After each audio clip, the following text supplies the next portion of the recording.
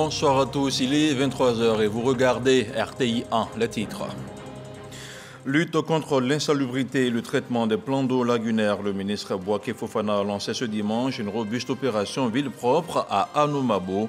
L'opération vise également à traiter les fortes odeurs du plan d'eau lagunaire. Les populations riveraines seront sensibilisées sur le maintien d'un cadre de vie propre. Dans cette édition, ce soir, zoom sur le prix Félix Houphouët-Boigny pour la recherche de la paix. Créé en 1989, il se propose d'honorer des personnes, institutions ou organisations qui ont contribué de manière significative à la promotion et à la recherche de la paix. Il se tiendra cette année à Yamoussoukro. Et puis le Royaume du Japon, à travers son ambassadeur Ikatai Katsuya, a remis officiellement aux autorités de Divo les clés de 2 nouveaux bâtiments de 3 classes. L'école primaire publique de Bejranko compte aussi 4 latrines, un don d'un montant global d'environ 49 millions de francs CFA. Direction le canal d'Anoumabo, dans la commune de Marcory, où le ministre de l'Hydraulique, de l'Assainissement et de la Salubrité a lancé ce matin une opération ville propre. Bouaké Fofana et ses équipes ont engagé des travaux pour débarrasser ce village de ses déchets solides et encombrants. À ses côtés, le maire de la commune s'est aussi engagé à faire la guerre à l'insalubrité. Le compte-rendu de Grascando. Pneus usagés, déchets encombrants, gravats, le tout mêlé d'ordures ménagères. Tel est le décor à l'entrée d'Anoumabo sur le canal reliant ce quartier à la commune voisine de Koumassi. Un tableau peu reluisant qui interpelle le ministère de l'Hydraulique, de l'Assainissement et de la Salubrité. Le contrat de collecte des ordures ménagères que nous avons ne s'adresse qu'aux ordures ménagères, pas aux déchets verts, pas aux déchets résultant d'activités économiques. Ce n'est pas vraiment des ordures ménagères. Donc c'est déjà avec la coopération de la mairie, arrêter cette tendance des gens, de tous les artisans, à rejeter tout ce qui sort de leur système de production. Et puis nous, on va lancer une opération coup de poing pour nettoyer toute cette partie. L'objectif, c'est vraiment d'arrêter toutes sortes de déchets bordure de la lagune, nettoyer, en tout cas pendant les 2 semaines qui arrivent, on sera là pour nettoyer complètement tous ces points noirs. Anoumabo est un quartier qui est en conflit, logiquement avec la propriété. Je suis très fier que le ministre soit là. Nous allons commencer cette opération, nous allons leur apporter tout l'appui qu'on peut faire. Et tous les agents au maire sont là, les conseillers sont là. C'est dire l'importance que nous accordons à cette opération. Le ministre peut compter sur nous. Nous allons déployer tout ce qu'on peut pour que cette opération soit une réussite et que définitivement l'insalubrité quitte cette île d'Anoumabo d'Alioda. Non loin du canal d'Anoumabo, la ferraille. Ici, des actions de salubrité ont été menées pour donner fière allure à cet endroit réputé pour la production de déchets solides. On prendra toutes les dispositions pour que ce qui a été dégagé, aucune ordure ne revienne. Pour que ici, tout soit toujours propre, parce que la propriété, c'est par santé. Pour éviter la recolonisation de ces différents sites, le ministre Bouaké Fofana a son idée. Une fois qu'on va nettoyer la bordure, elle sera surveillée. S'il faut mettre une clôture ou des grilles, en tout cas, elle sera surveillée. Et notre brigade d'assainissement et de la salubrité va également faire des rondes. Mais on doit se mettre d'accord avec la mairie qu'une fois qu'on aura nettoyé, qu'ils ne peuvent pas autoriser d'installation, nous en tout cas en tant que ministère, une fois qu'on aura nettoyé, chaque fois qu'on viendra ici, s'il y a une installation, on n'a pas besoin de préavis, elle sera démolie. Le bord lagunaire de Koumassi-Campement, baptisé désormais cité Houphouët-Boigny, a été aussi visité par le ministre Bouaké Fofana pour s'imprégner de l'exploitation illicite faite par les populations, promptes à remblayer sans accord préalable des autorités. Sur la question, le ministre de l'Assainissement et de la Salubrité annonce un plan d'aménagement par le gouvernement. Toute la Côte d'Ivoire et le monde entier aura les yeux tournés vers Yamoussoukro le 8 février prochain. En effet, la capitale politique ivoirienne sera le théâtre de la remise du prix Félix Houphouët-Boigny, UNESCO pour la recherche de la paix, un prix instauré en 1989 et qui vise à distinguer des personnalités qui militent pour la paix dans le monde. Un prix surtout récapitalisé par le président Alassane Ouattara. On en parle dans ce focus de Mahama Traoré. Les guerres prenant naissance dans l'esprit des hommes, c'est dans l'esprit des hommes que doivent être élevées les défenses de la paix. Voici justifier l'engagement et la mission de l'UNESCO à promouvoir et cultiver la paix partout sur la planète. Chemin faisant, l'organisme onusien croit bon d'honorer les personnes physiques et morales ayant contribué à la promotion, à la recherche, à la sauvegarde ou au maintien de la paix dans le respect de la Charte des Nations Unies. Ainsi écrit en 1989, suite à une résolution adoptée par 120 pays, le prix Félix Houphouët-Boigny UNESCO pour la recherche de la paix. Pour en être lauréat, il faut avoir posé une action méritoire et notoire, comme mobiliser les consciences en faveur de la paix, œuvrer à la résolution de conflits et au respect des droits de l'homme, promouvoir la paix, la tolérance et lutter contre le racisme et toute forme de discrimination.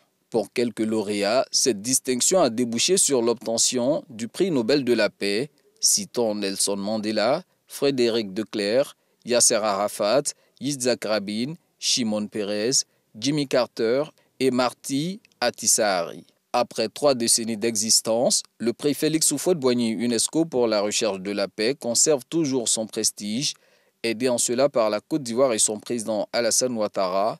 Une seule vocation anime les deux parties, perpétuer l'idéal d'un monde en paix, voulu et pratiqué par Félix Houphouët-Boigny, premier président de la Côte d'Ivoire indépendante. Et c'est dans la même veine que l'université Félix Houphouët-Boigny de Cocody a célébré cette année 25 ans de la chaire UNESCO, une commémoration au cours de laquelle le président de l'Assemblée nationale a été distingué ambassadeur spécial de la paix. Un reportage de Serge Pacom Didi, commenté par Grace Kondo.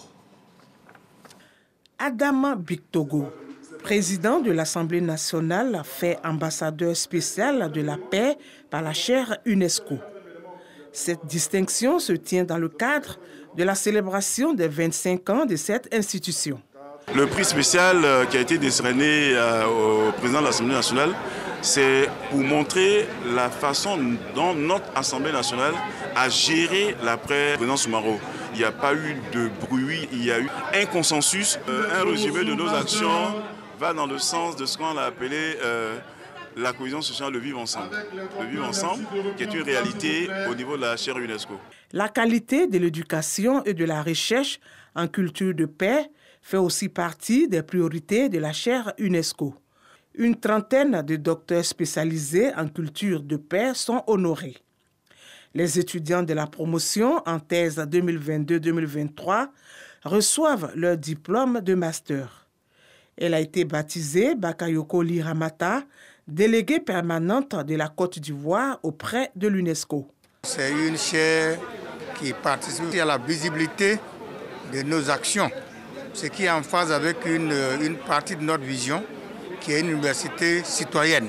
Des personnalités de l'administration, des arts, du vivrier, du tourisme, de la santé, de l'éducation, de l'humanitaire ont été aussi honorés pour leur engagement en faveur de la promotion de la paix. Récipiendaire et par ailleurs représentant du président de la République, Adama Bictogo, réitère la volonté du chef de l'État de faire de la Côte d'Ivoire un havre de paix. Je voudrais dédier cette distinction à un grand homme qui, depuis un peu plus de 30 ans, a guidé mes pas.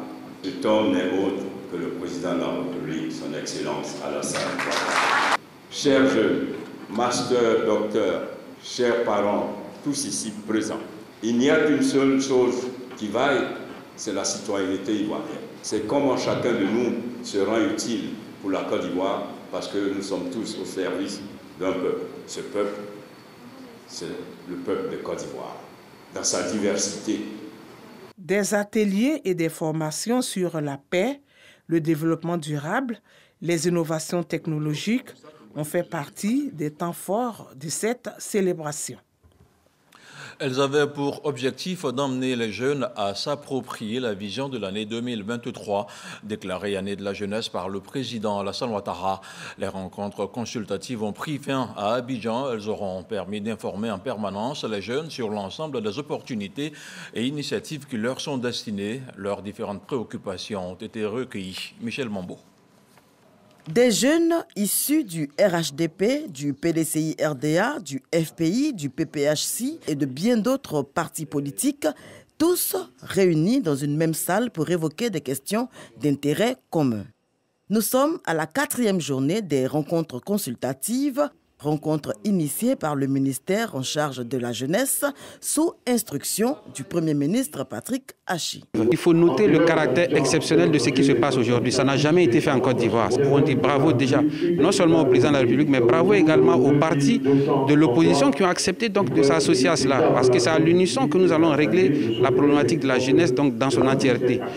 La question de l'employabilité, l'éthique et la déontologie, le civisme qui reste une règle mal exploitée dans la société juvénile ivoirienne.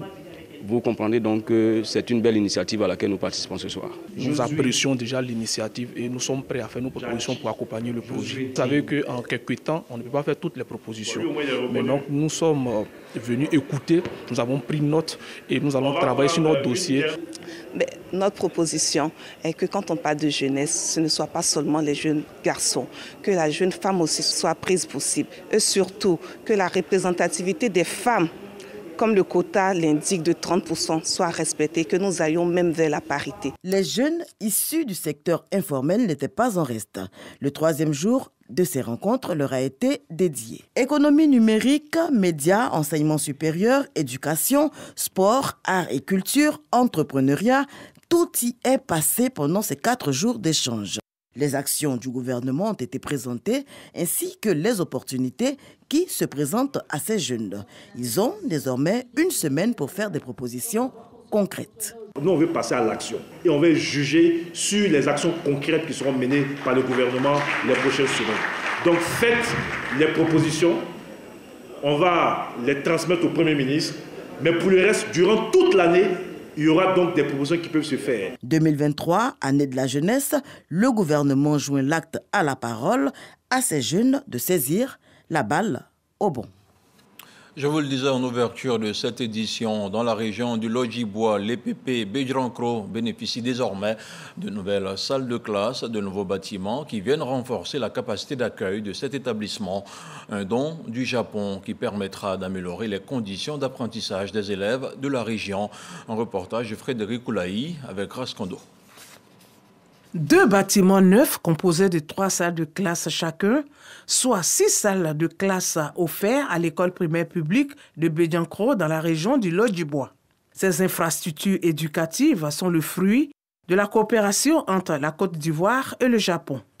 La réalisation des projets dans ce cadre vise à la réduction des disparités en zones urbaines et rurales, à travers l'amélioration des services sociaux de base au milieu rural. Les clés de ces bâtiments ont été remises aux acteurs éducatifs par le premier magistrat de la commune de Divo, Amédée Kouakou. Ces nouvelles infrastructures viennent renforcer la capacité de l'établissement. On construit les écoles et on continue à construire. Je pense que dans 10 ans, l'analphabétisme dans cette zone sera vraiment un vieux souvenir. Bâti ici une superficie d'1 hectare, c'est un investissement de 49 millions de francs CFA injecté par le Japon pour la réalisation de ces salles de classe. Le maire de Divo, Amédée Kouakou, invite le corps enseignant et les élèves à en faire bon usage. Plus on rapproche l'école de là où habitent les parents, mieux c'est et nos enfants pourront donc réussir à l'école. Quand quelqu'un te donne un cadeau, il faut entretenir le cadeau. Donc je voudrais demander à tous nos parents qui sont ici mobilisés de prendre soin de ces bâtiments. L'école primaire de Bédrancro accueille à ce jour 270 élèves issus du dit établissement et en provenance des 27 campements environnants. Les nouveaux défis de la filière EVA étaient au cœur du Dimanche Magazine, des questions abordées par Charles-Emmanuel Yassé, le nouveau président du conseil d'administration de l'APROMAC. Je vous propose de suivre un extrait de son intervention avec Herman Guibé. La Côte d'Ivoire, effectivement, a été mise à un niveau excessivement important. Donc notre ambition aujourd'hui est de maintenir ce niveau de développement. Premièrement, continuer à développer. Il y a un équilibre entre production nationale et capacité d'usinage installée qu'il faut surveiller de très près. Parce qu'il faut absolument que le producteur puisse écouler la totalité du caoutchouc qui est produit. Ensuite, notre ambition est de faire en sorte que le producteur puisse être bien rémunéré. Il faut aussi que le coproducteur soit accompagné par les banques. Donc nous sommes en train de faire un lobbying afin que les banques puissent directement financer les producteurs pour qu'ils puissent agrandir leurs plantations, renouveler leurs vergers et pourquoi pas acquérir des maisons pour leur bien-être. On veut aussi construire l'Académie des métiers de l'EVA. Ça sera une école internationale située sur l'axe entre Abidjan et Yamoussoukro. On a trouvé 350 hectares d'un seul tenant, c'est exceptionnel. Et là, les opérateurs de cette filière vont pouvoir apprendre tous les métiers, depuis la pépinière jusqu'à la transformation. Donc ça va être une école internationale. La Côte d'Ivoire va pouvoir accueillir de nombreuses personnes. C'est bien beau de produire 1 300 000 tonnes, d'être 4e mondial, mais il faut maintenir ce niveau. Les arbres vieillissent. Il y a aussi la centrale des risques. La centrale des risques est un outil très important qui a été mis en place par mes prédécesseurs, mais aujourd'hui, il faut le régler, il faut l'affiner. Et c'est un outil qui va permettre de mettre en place la traçabilité. On a 2 attentes essentielles. Lesquelles? La première, c'est une fiscalité nous souhaitons discuter avec l'État pour l'alléger. Pourquoi l'alléger? Afin qu'on puisse mieux servir l'État. Si elle est allégée, on pourra mieux investir, on pourra mieux développer la filière et l'État, de toutes les façons, va s'y retrouver. Grand meeting d'hommage au président de la République à Béoumi. Le peuple codais dans son ensemble a démontré sa reconnaissance au chef de l'État. Les 103 villages et leurs chefs, ainsi que le chef de canton, Nana Agoyao Barthélémy, ont réaffirmé leur soutien au président Alassane Ouattara. Plusieurs cadres de la région étaient également de la partie. Tous sont appelés à œuvrer pour la paix et la cohésion sociale dans la localité. Le récit de Serge Coléa. Ambiance des grands jours à la place Goli du quartier baoulé de Béoumi. Les populations expriment leur reconnaissance au chef de l'État.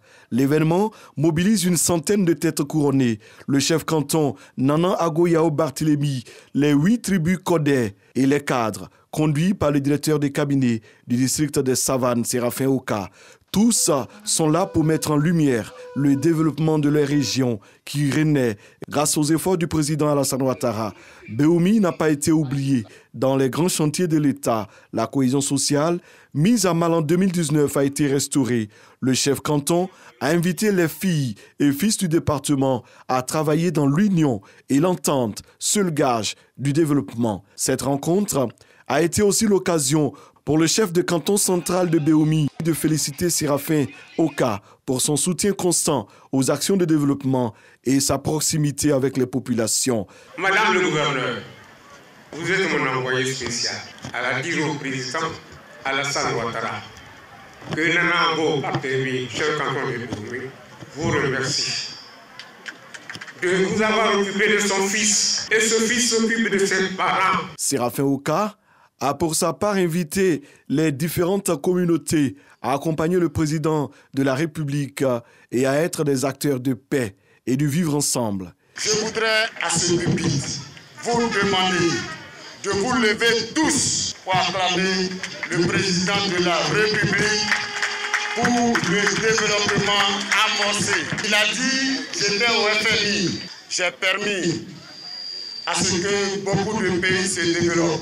Je ferai en sorte qu'on sache que moi aussi, je sais faire le développement chez moi. Initié par l'ensemble des chefs traditionnels, ce grand rassemblement s'est terminé par une série de dons faits par Séraphin Oka, des ordinateurs, des imprimantes et du matériel de bureau remis à des organes de l'administration publique de Béoumi. On se rend maintenant dans la région du Gontougo où les jeunes se préparent pour les futures batailles électorales. Ensemble, ils ont décidé de faire bloc autour du candidat du RHDP, le ministre Kobena Kwasi Adjoumani, un candidat à qui ils ont décidé d'apporter tout leur soutien. C'était le week-end dernier à la mairie de Bondoukou. Le reportage d'Herman Yamia. Dans le Zanzan, le ministre d'État Kobena Kwasi Adjoumani est l'icône de tout un peuple, ont tenu à préciser les jeunes du RHDP du Gontougo au cours de cette cérémonie de mobilisation des militants et de soutien au ministre d'État Kobena Kwasi Adjoumani. Pour les jeunes du RHDP, tout le Gontougo doit faire bloc autour de son leader afin de bénéficier davantage de la confiance du président de la République qui ne cesse de multiplier les actions de développement dans la région. Nous, jeunes du RHDP et de l'opposition consciente, des organisations de jeunesse, de la société civile, remercions le président du RHDP pour le choix du ministre d'État Kobena Kwasi Adjoumani aux élections du conseil régional prochain Et à l'unanimité, il était le choix de la jeunesse.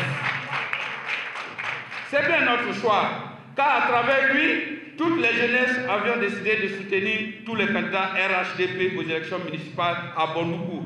Représentant le ministre d'État Kobina Kwasi Adjumani à cette rencontre, Bamba Salia, jeune cadre de la région, a salué cette initiative de la jeunesse RHGP du Gontougo avant de l'inviter à rester soudé pour garantir la victoire du RHGP à toutes les élections locales dans la région. Au nom du ministre d'État Kobina Kwasi Adjumani et l'ensemble de tous les candidats retenus RHGP, je voudrais vous dire merci. Merci pour cette mobilisation. Je voudrais vous rassurer au nom de tous les candidats qu'au soir d'un jour du mois d'octobre, tous les candidats RHGP vont remporter cette élection. Au cours de cette cérémonie, la jeunesse du RHGP du Gontougo a souligné que les actions terrain seront intensifiées les jours à venir afin d'assurer une large victoire de leur parti aux élections locales à venir. Il continue de tisser la toile de la solidarité dans la commune de Cocody. Plusieurs personnes en situation de handicap ont reçu des mains de l'ambassadeur Éric Taba des fauteuils roulants. Dans les quartiers de Mbadon, Akwedo et Blocos, le reportage d'Astou Touré. Zalassé Chad Adoram n'aura plus besoin de ses camarades pour l'aider à se déplacer. L'élève inscrit en classe de terminale D dans un collège privé 6 à la rivière Mbadon reçoit un fauteuil roulant électrique d'une valeur d'environ 15 millions de francs CFA, dont du chef protocole du président de la République, Éric Taba. Major de sa promotion, Adoram troque ainsi son fauteuil ordinaire pour un nouveau moyen de déplacement plus sophistiqué. Je me poussais de la maison pour aller à l'école. Chaque matin, je venais me chercher à 7h, venir faire le coup. Bien à la fin de cours, me ramener à la maison. Je voulais lui dire merci pour m'avoir offert ce fauteuil. Ce don, c'est un soulagement en tout cas. Ça lui permettra quand même de se prendre en charge, de se déplacer avec ses amis. En tout cas, ça fait plaisir. Ça nous fait droit au cœur. L'élan de solidarité du chef protocole du président de la République ne s'arrête pas là. Après la rivière Mbadon, cap est mis sur Akwedo pour une autre remise. L'heureux bénéficiaire est le prédicateur de l'église Aris, Acré Daon Alexandre. C'est à la chefferie de Blocos que la caravane de solidarité du chef protocole prend fin avec un don de 3 fauteuils roulants à des personnes en situation de handicap. Également une visite de courtoisie à un ami de longue date. Un acte de fraternité et de solidarité qu'Éric Taba entend promouvoir. On a coutume de dire qu'on fait beaucoup de social et j'ai pensé à des frères qui sont dans le besoin et j'ai donné ma contribution. Voilà, je pense que c'est le sens. Et puis c'était par ailleurs mes meilleurs vœux que je leur présentais. Donc j'avais une pensée pour lui et je suis venu présenter mes vœux. Ce que Dieu te donne, il faut le partager aussi aux autres. C'est un minimum qu'il faut avoir dans la vie. La caravane de solidarité du chef protocole du président de la République, Éric Taba, aura duré environ 4 heures.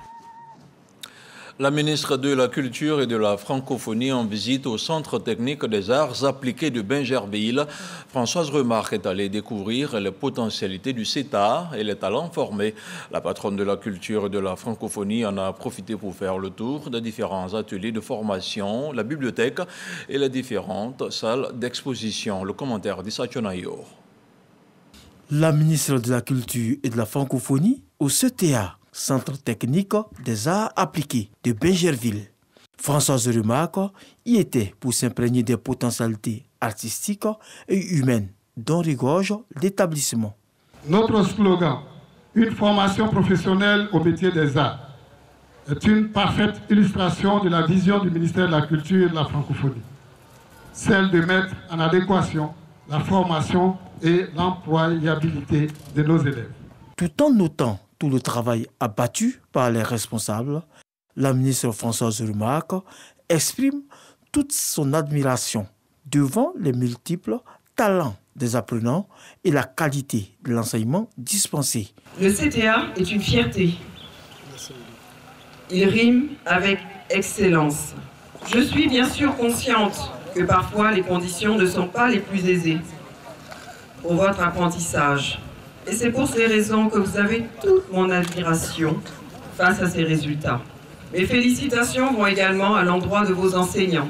Je m'engage devant tout le monde de vous rétablir à minima votre budget de l'année dernière.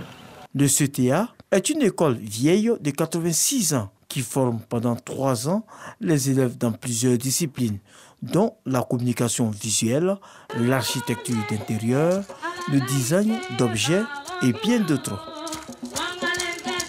Des tapis de prière à la communauté musulmane d'Akridou-Ladé dans le département de Lakota, c'est le don de Sam Wakubwe qui permettra aux fidèles musulmans d'adresser leurs prières à Allah. Un don fort apprécié par la communauté, nous rapporte Didier Nguissan. C'est un don qui vient soulager la communauté musulmane d'Akridou-Ladé, village situé dans le département de Lakota. La mosquée du village avait un besoin depuis sa création, des tapis pour les différentes prières quotidiennes. Le donateur Sam Wakubwe, cadre de la région, a soutenu que cette action vise à consolider le tissu social en prélude aux élections municipales et régionales de 2023. Pour lui, il s'agit de tisser un pont de solidarité entre toutes les confessions religieuses. Je suis très sensible à tout ce qui touche cette communauté, que ce soit la communauté musulmane, mais que ce soit la communauté Sénoufo.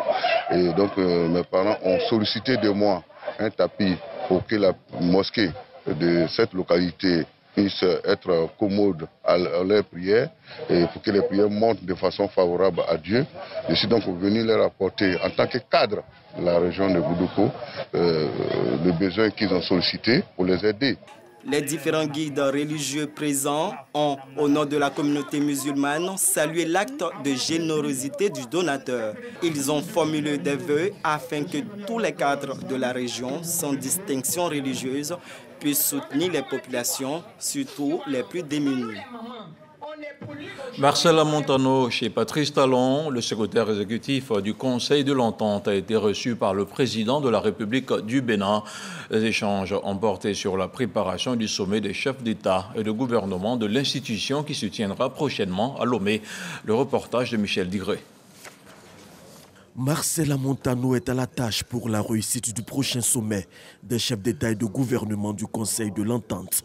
Pour relever ce défi, il a eu un entretien avec le président béninois Patrice Talon. J'ai eu l'honneur d'être reçu par son Excellence, M. Patrice Talon, qui m'a donné l'opportunité de lui parler de la préparation du prochain sommet des chefs d'État et de gouvernement qui se tiendra à Lomé et prendre ses conseils et ses orientations sur ce qu'il a lieu de faire pour redynamiser du point de vue budgétaire également le Conseil de l'Entente et faire en sorte que cet instrument, cette organisation soit une organisation essentiellement politique, chargé de la concertation des chefs d'État sur les grandes questions sous-régionales, nationales, continentales et internationales. Après cette audience, Marcela Montano a échangé avec le ministre des Affaires étrangères du Bénin. Le Conseil de l'Entente est mis en place dès nos indépendances par le président Houphouët-Boigny et ses pairs. Et le Bénin a toujours été un acteur reconnu comme actif au sein de cette organisation. Donc, je me suis aussi réjoui de ce qu'il a un programme ambitieux, qu'il a voulu continuer et même amplifier. J'ai eu une discussion fort constructive avec lui et j'ai bon espoir que la maison est dans de très bonnes mains. Avant la conférence des chefs d'État, le secrétaire exécutif aura une dernière séance de travail avec les autorités béninoises. On regarde maintenant la sélection des faits marquants de la semaine qui se referme avec Souleymane Donisongou et Franck Kodio.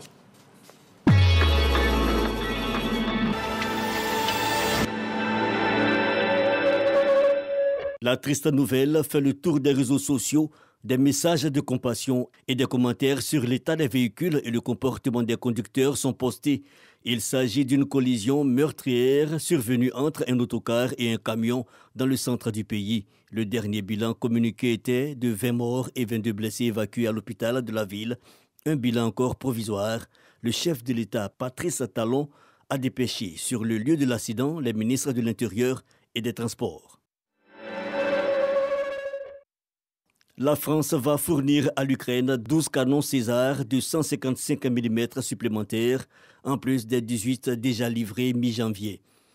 Ces 12 canons de moyenne portée seront livrés dans les semaines à venir et sont financés dans le cadre du fonds de soutien de 200 millions d'euros mis en place par le pays donateur. C'est devant plus d'1 million de personnes à Kinshasa mercredi et à l'occasion de sa deuxième journée en République démocratique du Congo que le pape François a prêché la paix dans le pays, mais également sur tout le continent africain. Avant de s'entretenir avec des représentants d'organisations caritatives, il a rencontré des victimes du conflit dans l'est du pays. Il est attendu vendredi au Soudan du Sud après sa visite en RDC. L'attaquant du Paris Saint-Germain, Kylian Mbappé, blessé à la cuisse, est indisponible pour une durée de 3 semaines et manquera le match aller contre le Bayern de Munich le 14 février, les huitièmes de finale de la Ligue des Champions. Le Premier ministre éthiopien Abiy Ahmed a rencontré ce vendredi 3 février pour la première fois des chefs tigréens depuis l'accord de paix signé en novembre, après un conflit sanglant ayant opposé le gouvernement fédéral aux rebelles de cette région du nord de l'Éthiopie. Les deux parties ont évalué les actions menées jusqu'à présent sur la mise en œuvre des accords de paix de Pretoria et de Nairobi et ont discuté des questions qui nécessitent une plus grande attention. Les États-Unis ont abattu au large des côtes ce samedi 4 février le ballon chinois qui survolait depuis plusieurs jours le pays. Pékin affirme qu'il s'agissait d'un aéronef civil à des fins de recherche météorologique. Washington, en revanche, qualifie l'action d'acte d'espionnage. Au moins 23 personnes sont décédées dans des dizaines de feux de forêt survenus dans le centre du Chili où sévit une intense vague de chaleur. Le ministère de l'Intérieur affirme qu'il y a également 554 personnes blessées, dont 16 grièvement. Sur 251 feux actifs, 80 sont hors de contrôle. Un précédent bilan samedi faisait état de 16 morts contre 13 vendredi.